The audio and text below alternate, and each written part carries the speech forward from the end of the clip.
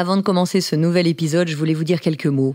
Et je dois avouer que lorsque j'ai lancé le podcast, il y a quelques années, jamais j'aurais pu imaginer qu'il résonnerait tant dans vos oreilles, tant dans votre cœur, tant dans votre esprit, et ça nous dépasse complètement. Aujourd'hui, après 4 millions d'écoutes, je mesure à la fois le chemin parcouru et l'impact de nos conversations qui sont devenues finalement un rituel.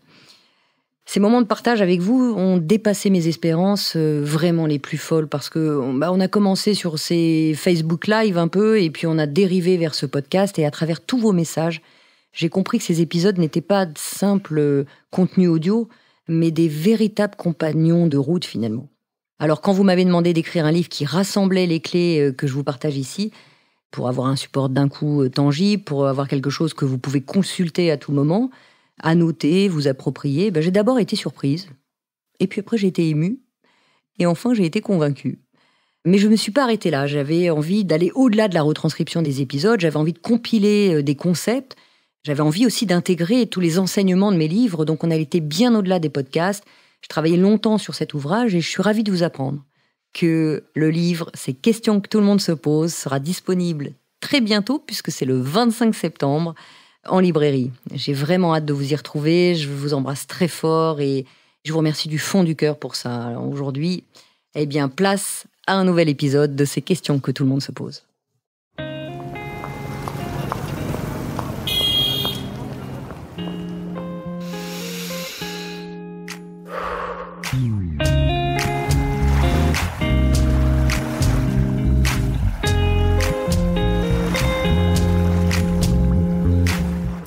Bonjour, vous écoutez ces questions que tout le monde se pose. Je m'appelle Maud Ankawa, je suis coach, conférencière et également romancière. Mais pas que. Je viens du monde de l'entreprise et notamment de la finance et de la stratégie. Mais le fil rouge de tous mes métiers, c'est ma passion pour les êtres humains et les relations qui nous animent. Alors en fait, j'aspire au bonheur et c'est pour moi un objectif absolu. J'ai soif de partager tout ce que j'ai pu apprendre et tout ce qui m'a précieusement été transmis lors de mes expériences, de mes voyages, de mes lectures, de mes rencontres. Et c'est ce qui m'a poussé à écrire mes 2 premiers romans, Kilomètre Zéro et Respire, le plan est toujours parfait. Et la magie de ces relations humaines ont porté ces 2 romans au rang de best-sellers. Et aujourd'hui, je suis ici, à ce micro, avec l'espoir de continuer à échanger avec mes lecteurs et mes auditeurs en toute intimité, de cœur à cœur, sur nos expériences de vie.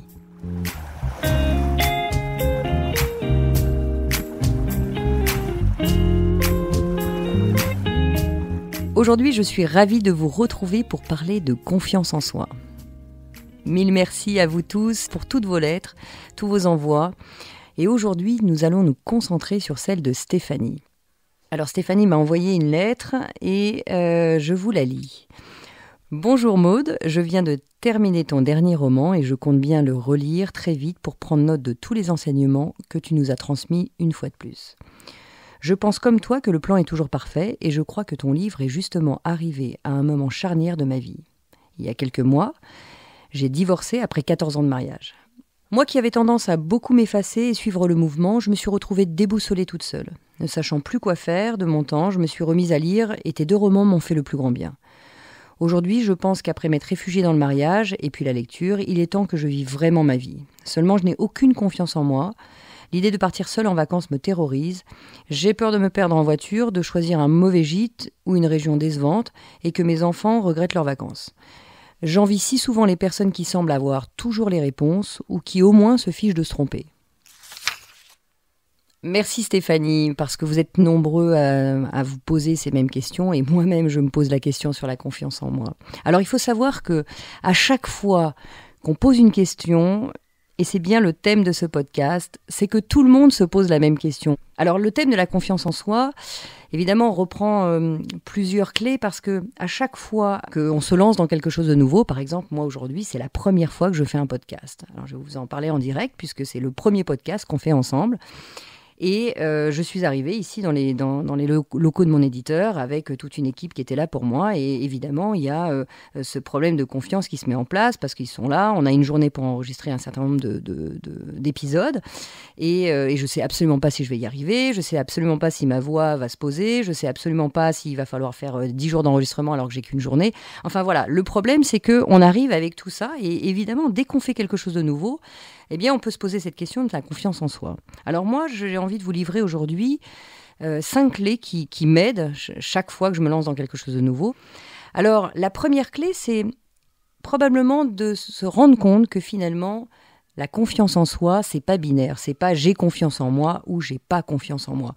Alors Stéphanie, comme tu le disais dans ta lettre, sur le fait que tu as peur vraiment de louper les vacances de tes enfants, qu'ils le regrettent, et puis tu mets que tu as l'impression de jamais être à la hauteur.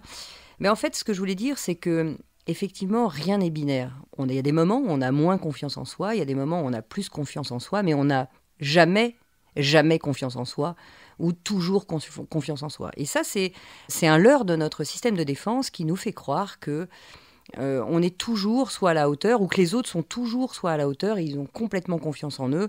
Et puis moi, moi j'arrive avec mes boulets et j'ai absolument pas confiance en moi. Et ça, c'est pas vrai.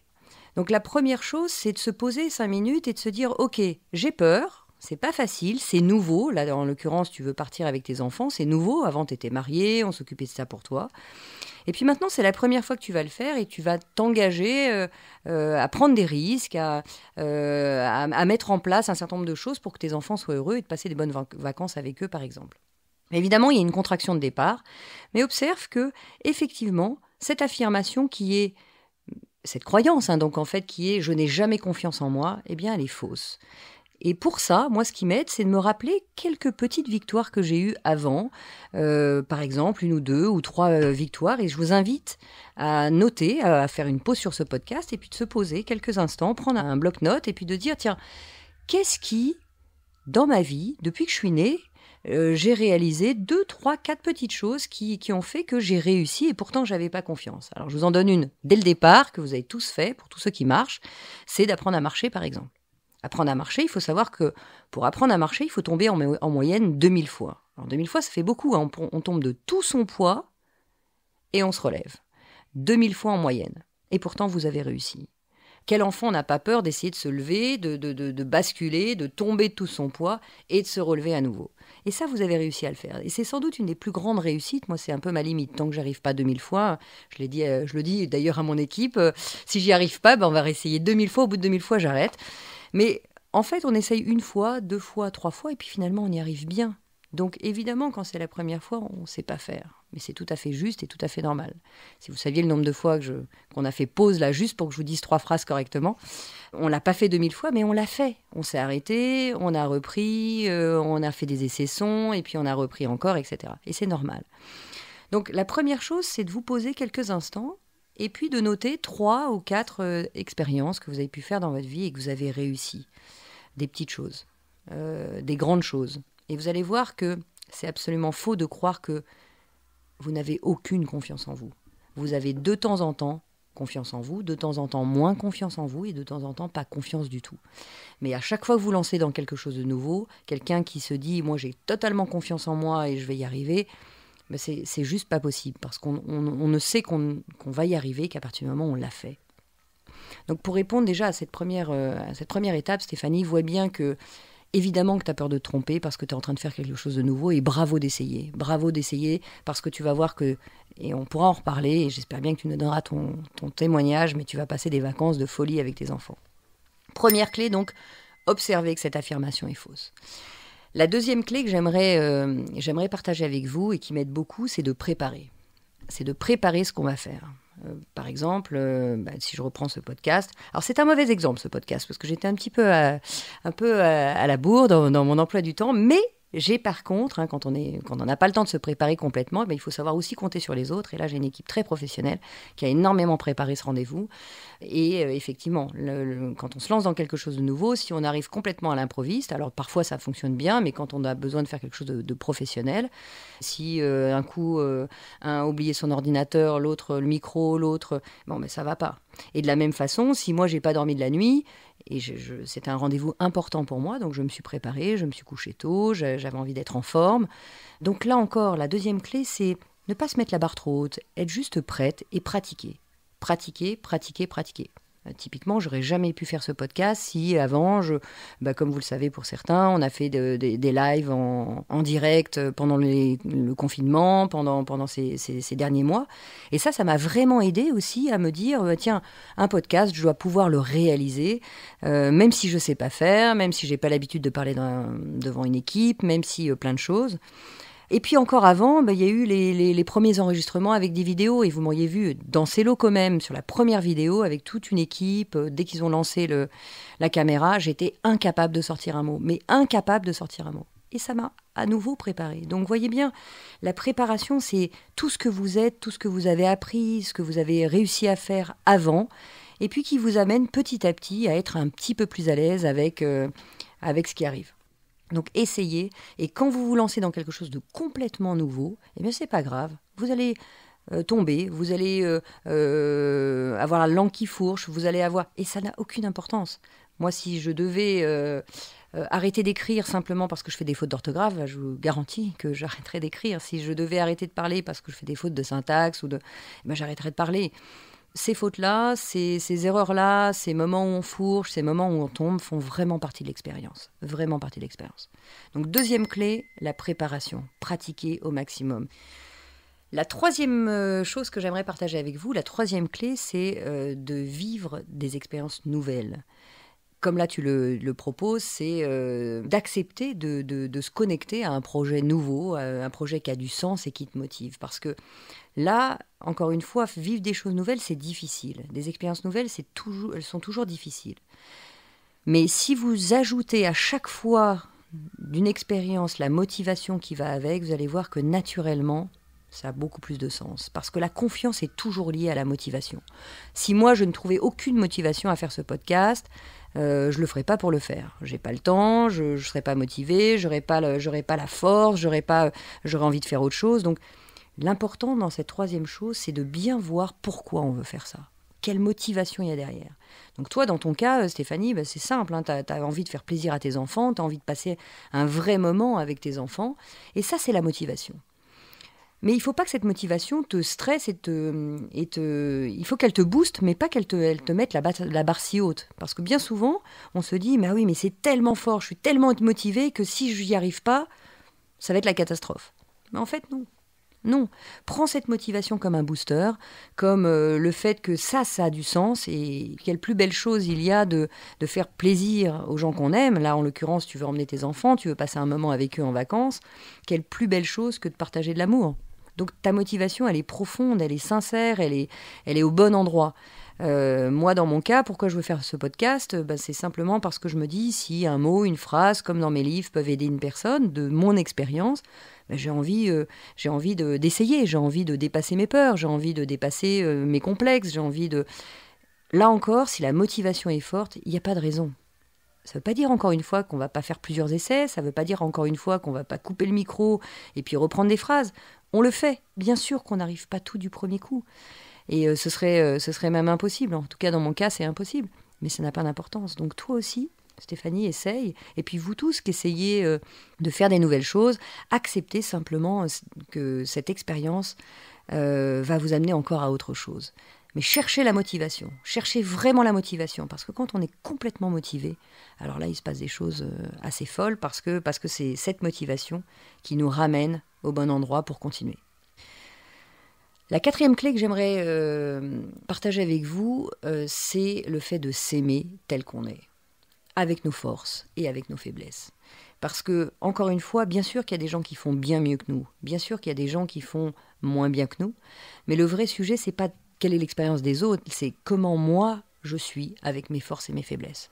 Par exemple, quand j'arrive ici, je me dis, voilà, je suis assez à l'aise dans l'expression, j'aime parler, donc ça va m'aider. En revanche, je suis émotive et donc la peur va arriver assez vite, que je risque d'avoir le trac. J'arrive avec celle que je suis. J'arrive avec qui je suis au plus profond de moi. Et puis, on va adapter. Mais si je me connais, si je sais que je vais avoir peur au départ, voilà, je vais faire une petite relaxation de départ, je vais me mettre à l'aise, je vais utiliser les forces de l'humour pour me détendre, etc., qui vont faire que naturellement, parce que je me connais, eh bien, je peux utiliser mes forces et je peux faire attention, mettre de l'attention et de la douceur sur mes faiblesses. Donc toi, Stéphanie, tu peux peut-être voir que effectivement, tu n'as pas complètement confiance, mais tu as plein de qualités. Par exemple, je suis sûre que tu aimes profondément tes enfants pour te soucier de ce que tu as à faire avec eux, pour te soucier de leur offrir des belles vacances. Je n'ai aucun doute que tu les aimes profondément. Donc, va chercher cet amour en toi, va chercher cette douceur en toi, et puis appuie-toi dessus pour caresser tes faiblesses qui sont, celles de ne peut-être pas pouvoir organiser aussi vite que tu le voudrais, de ne pas savoir où chercher, de ne pas savoir à qui demander. Simplement, utilise tes forces pour caresser tes faiblesses et puis te rendre compte que finalement, ça peut se mettre au bon endroit. Désolée, je fais une pause.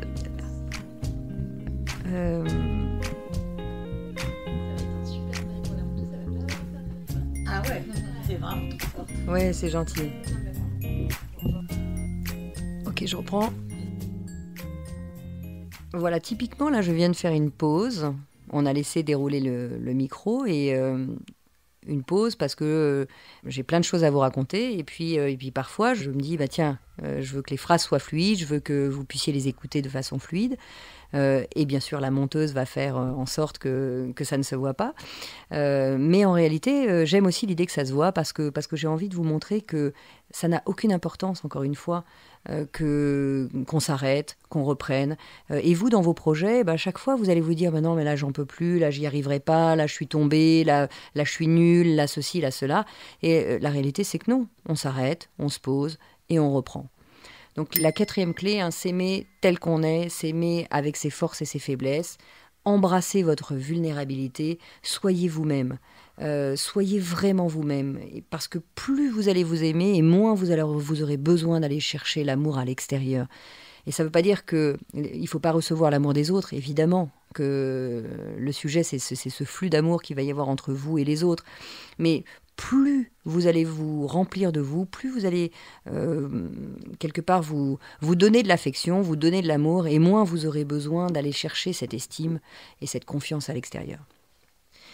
La 5e clé que j'aimerais vous partager, c'est parfois notre posture, de la physiologie, notre respiration. Parce que très souvent, je vois des gens qui sont complètement refermés sur eux, avec les épaules qui sont complètement rentrées. Et c'est vrai que quand on a peur, on a tendance à se protéger, comme si on voulait protéger notre cœur, notre corps. Et donc on s'avachit, même sur son fauteuil, on s'avachit. Pensez à respirer, pensez à vous redresser, parce que le simple fait de redresser ses épaules, de redresser son corps, de tirer ses épaules vers l'arrière et de se grandir, vous allez voir que naturellement, ça nous donne davantage de confiance en nous. Donc vraiment, pensez à votre physiologie, pensez à votre corps. Vous êtes un allié entre votre tête qui résonne, qui a plein d'idées, qui a plein de peurs, votre cœur qui bat fort parce que vous avez le sentiment de ne pas toujours être à la hauteur, et puis votre corps qui est là, et on l'oublie un peu trop. Donc pensez-y, vous allez voir que c'est un allié, c'est un peu comme quand on fait du footing. Alors mauvais exemple pour moi parce que j'en fais pas.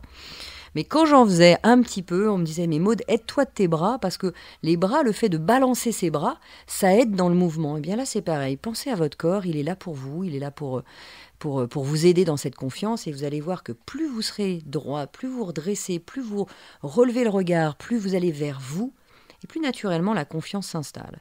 Donc je vous invite à faire ces petits exercices tous les matins, de vous rendre compte que finalement avec le temps, avec l'âge, moi la première, j'avais tendance à me recroqueviller un peu, et hop, dès que je me redresse, vous vous sentez plus grande, plus fort, et ça aide énormément. Donc voilà Stéphanie, j'espère que j'ai pu répondre à ta question pour te donner quelques clés. Ne crois pas que ceux qui réussissent sont des gens qui ont complètement confiance en eux. Ne crois pas que ceux qui réussissent sont des gens inaccessibles. Dans toutes les réussites, et j'ai rencontré énormément de dirigeants, j'ai rencontré énormément de personnes qui se sont lancées dans les projets, et moi la première. Crois bien une chose, c'est qu'on voit que la partie émergée de l'iceberg, où on voit uniquement ce qui brille, on voit uniquement ce que les gens sont, mais derrière ce travail-là, il y a toute la partie immergée de l'iceberg qui est 90 à 95% de l'iceberg tout entier, que sont que des chutes, des expériences, beaucoup appellent ça de l'échec, moi j'appelle ça des expériences, des moments où on doute, des peurs, tout ce travail qui est complètement en dessous, et on ne voit que ce qui brille en se disant « Ah bah voilà, elle réussit tout, lui il est extraordinaire, moi j'arriverai jamais à ça ». C'est pas vrai. En fait, on chute tout le temps. Et toi, dans ce projet, j'ai aucun doute que si tu t'accroches un peu, veux, si tu gardes cette motivation, si tu es juste avec toi, si tu déroules même peut-être ces 5 clés, en résumé, que sont d'observer cette affirmation qui est fausse, j'ai jamais tout le temps confiance en moi ou jamais confiance en moi, que la pratique, la préparation sont 2 choses extrêmement importantes, que de vivre des expériences nouvelles, c'est conditionné à la motivation pour ne jamais abandonner, que s'aimer tel qu'on est, avec nos forces et nos faiblesses, c'est quelque chose de profondément important parce que ça nous donne la possibilité de caresser nos faiblesses et puis de prendre en compte nos propres forces, donc d'embrasser sa vulnérabilité. Et la 5e clé qui est de se redresser, de prendre appui sur son corps, d'ouvrir ses épaules, de regarder droit devant. Et voilà, peut-être que ces 5 clés vous aideront, enfin t'aideront toi Stéphanie, et puis vous aideront vous, chers auditeurs, à aller un peu de l'avant. Parce que vous allez voir que plus vous allez expérimenter, et plus la confiance viendra. On n'est pas né avec la confiance, on est parfois cassé par les expériences de la vie, par les doutes, etc. Mais qu'à n'importe quel moment, on peut reconstruire cette confiance, et la construire et même l'ancrer, jour après jour, simplement en faisant des petites choses, et puis en acceptant de tomber un peu de temps en temps.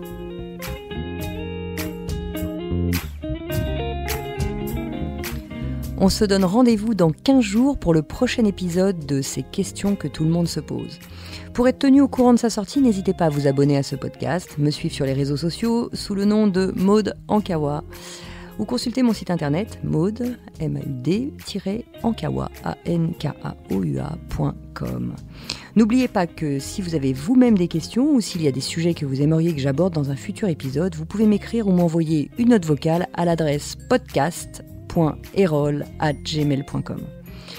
Vous retrouverez toutes ces informations dans le texte de description de l'épisode et je serai ravie de vous retrouver en librairie pour mes 2 romans Kilomètre Zéro et Respire, le plan est toujours parfait. Un grand merci à mon éditeur Erol de m'accompagner dans mon aventure littéraire et de produire ce podcast. Et cet épisode a été réalisé par Margot Roll et Céline Malvaux de l'atelier ENL et monté par Noémie Sudre.